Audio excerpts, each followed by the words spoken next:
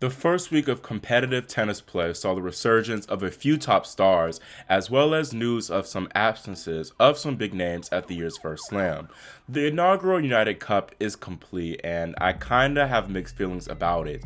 I think it was good to have a combined event like the Hopman Cup, but I feel like it lacked the excitement and entertainment value of like a Hopman Cup or the ATP Cup. The crowd really seemed dead for so many of the ties, which I feel like is largely due to there being a lack of competitive affairs. Like, a lot of the matches were one-sided, and for example, Team USA, they just completely dominated the competition, and they only dropped 2 rubbers total. Madison Keys and Frances Tiafoe did what they were supposed to do at the number 2 singles spot, winning all 5 of their matches. Number 1 singles players Taylor Fritz and Jessica Pegula each dropped 1 match in singles, which were tight losses to Cam Norrie and Petra Kvitova respectively. Regardless, I feel like they definitely proved that they're the top American players. Fritz picked up 3 top 20 wins, taking out Zverev, Hurkacz, and Berrettini, all in straight sets. Pegula, meanwhile, had some routine wins over mid opponents in Laura Siegemund, Harriet Dart, and Martina Trevisan. Her best win, though perhaps of her entire career, came when she clobbered world number 1 Iga Swiatek 2-2 during the semifinal tie. Swiatek did not play well this match. She didn't return well, which is odd because her return is one of her best parts of her game. Now, even though Jessica served very well in that match, I feel like Iga gifted her way too many unreturnables. The serving was also off for Iga too, and even though she made 63% of first serves, she won just 38% of first serve points. Like I just said, Swiatek was definitely off on all aspects of her game, and a lot of her balls were flying all around the court. But I feel like some of this could be due to her playing her 3 group matches at Brisbane, and then she had to travel and play that semifinal in Sydney. The travel, but more importantly, the court conditions and surroundings definitely play a role, and Pegula had the advantage as she already played her 3 matches in that Sydney stadium. Iga did play well in her first few matches against Putintseva and Bencic, but she did decline a little bit in that match with Trevisan, even though she won pretty comfortably. We could perhaps be seeing a repeat of last summer, where Swiatek had a period of her ground strokes being off, which makes her more susceptible to defeat. Going back to Pegula, I definitely have to give her praise because she played phenomenal tennis against Iga. She was just really firing on all cylinders and really took it to Iga from the ground, often beating her with pace. To some people, Jessica does have the reputation of being a bit of a pusher, but she definitely proved those doubters wrong because she was hitting that ball. It reminded me a bit of Madison Keys whenever she's playing well, that effortless power and clean hitting with very little unforced errors.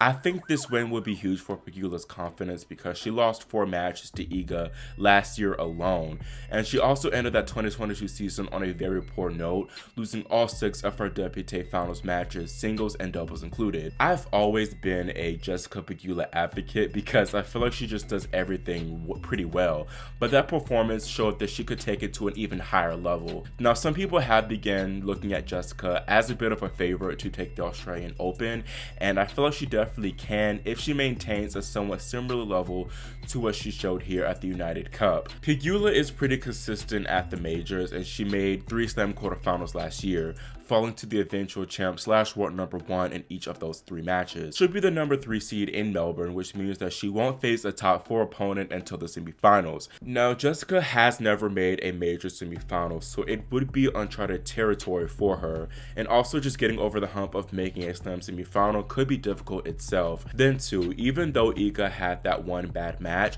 she's still the favorite in my eyes to go all the way. I do think that Pegula demolition could send a message to the tour that Iga isn't necessarily all high and mighty and can have her ugly moments too. However, I do think Iga getting that loss out of her system could be a positive thing for her, as it'll lessen the pressure that she has on herself. It'll also make her that much hungrier to redeem herself as well. Now, people were making a big deal about Iga crying after she lost that match, but I had no problem with her shedding a few tears at all. Iga has told us that she's an emotional person, as she even revealed that she cried for 40 minutes when she heard that Ash Barty retired last year. I'm honestly surprised that she hasn't cried more than the 4 times that we've seen during / after a loss. Anyways, moving on to talk about another successful American, Coco Gauff picked up her 3rd third tour title in Auckland, beating both her opponents and Mother Nature. I, by the way, truly feel sorry for the ASB Classic tournament directors, because not only did it rain for most of the week, but whenever they did have matches outside, they were constantly interrupted by the showers. I watched a few of Coco's matches and I thought she played well overall. The forehand looked a bit better and she really committed to that shot more and went after it. However, no opponent really consistently tested that wing, as the American didn't play a single player inside the top 50. Still, she did what she had to do and dominated most of her matches, which is a good sign. A tournament like this is a bit twofold, because Coco now does have the necessary match reps and confidence from those 5 wins. However, her not being tested might not adequately prepare her for tougher competition in Melbourne. Still, it was good to see Coco raise the title once again, as her last was at the 2021 Parma Open. Emma Raducanu also played in Auckland, but she injured her ankle midway through her second round and had to retire. It is unfortunate because she was actually doing very well that tournament and she got a solid first round win over Linda Noskova and was dominating that second round match before she sustained the injury. Her Australian Open chances quite frankly look very, very poor, and she appears to be doing primarily stationary hitting, and she's not even putting a lot of weight on that left ankle. She's told reporters that she'll take it day by day and hopes to feel better by the time the tournament starts on Monday. However, I doubt that she'll actually play, and if she does, I don't see her going far at all, because her movement is a pretty important factor in her overall performance in game. Venus Williams also injured herself at the ASB Classic as she pulled her hamstring during her second round match with Zhu Lin. That injury unfortunately forced her to withdraw from the 2023 Australian Open and raises questions for the future of Venus's career. Now, don't get me wrong, Venus can still hit the ball very well, as her ball striking abilities got her that first round win over Katie Volleynet. However, her movement is very poor and can easily be exploited. The serve can also go astray whenever things get tight, which has prevented her from winning some key matches during this comeback. Quite a few people have said this, but I don't think it'd be a bad idea for Venus to just solely commit to playing doubles from here on out. The problem really isn't her game, but it's whether her 42-year-old body can withstand the wear and tears of the singles circuit. Now, 2-time Australian Open champion Naomi Osaka is also out of the year's first major, which really isn't surprising at all, seeing that she hadn't signed up for any warm-up events and she wasn't seen in Australia. Naomi did not make an official statement as to why she withdrew, which is a bit annoying as a fan. You want to know what's going on with her. I feel like she should have taken the Bianca Andreescu approach and just made a statement announcing her AO absence ahead of time, but maybe that'll come in the forthcoming days. There have been slight rumblings about a possible pregnancy, though that's just only rumors. I honestly don't know if we'll ever see Naomi back playing competitive tennis again, but I plan on discussing that whole topic more extensively in a whole separate video. Another US Open champ, Carlos Alcaraz, is out, revealing that he hurt his leg during preseason training. It's been really rough for the world number 1 ever since he won the US Open, as he also had to shut down his 2022 season early due to an abdominal injury. This is a big blow to the tournament because Alcaraz is a big draw, as fans love to see his spectacular shot making. Hopefully we do see him back in time for the Sunshine Double at least. Now, a major champ who will be in action in Melbourne is Novak Djokovic, and the Serb actually picked up his 92nd tour title in Adelaide. Korda did have a championship point in the second set, but Novak staved it off with some gutsy play before sealing victory in the 3-hour and 9-minute thriller. I was very impressed with Korda's performance last week, and he's making me look very, very good for highlighting him in my Young Players to Watch video. He took out Andy Murray, Roberto Bautista Agut, and Jannik Sinner, plus came ever so close to beating perhaps the greatest player of all time in Djokovic. I feel like this was the perfect warm-up tournament for Novak, as he got through some tough high-ranked opposition like Medvedev and Shapovalov, and was able to squeak out some tight affairs against Hollis and Korda. He's definitely going to be the big favorite to claim Aussie Open title number 10, as Medvedev didn't look that strong and neither did Nadal, as he's still winless on the season, by the way. Arna Sabalenka, meanwhile, took home the women's Adelaide 1 title and didn't drop a set the entire tournament. I first have to give Arna props for doing a complete 180 from last year, where she had all those bizarre serving issues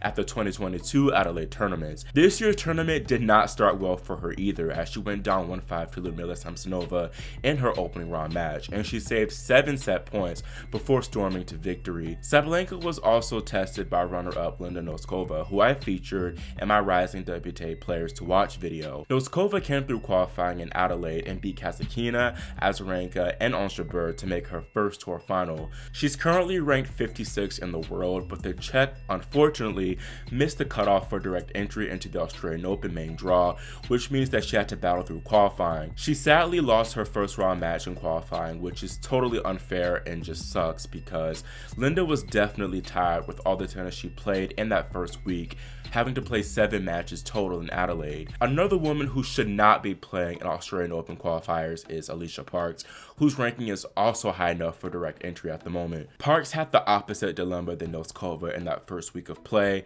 as she didn't play any matches at all. She was basically a bench warmer for the United States at the ATP Cup, and she didn't even play dead mixed doubles rubber, which truly pissed me off. She could have very easily went deep in Auckland and built upon that momentum from late last season, but maybe the United Cup experience will be beneficial, I don't know. Parks did win her first round of qualies and needs 2 more now to make the main draw. Speaking of qualifying, Karolina Pliskova had to do just this in order to even make the main draw of the Adelaide 500, and she lost handily to Danielle Collins in the first round of that main draw. Pliskova honestly looks like a shell of her former self, as her serve, her movement, and her ground strokes are all no. The only 2 times she looked decent in the last 12 months were at Toronto and the US Open. Garbiñe Muguruza has also been struggling for a while, starting off 2023 0-2. Garbiñe has actually been playing pretty decent and much better than she did last year, and was leading Bianca Andreescu 6-love 5-2 in her first match of the season in Adelaide 1. However, she once again faltered mentally and ended up losing 6-1 in the 3rd set.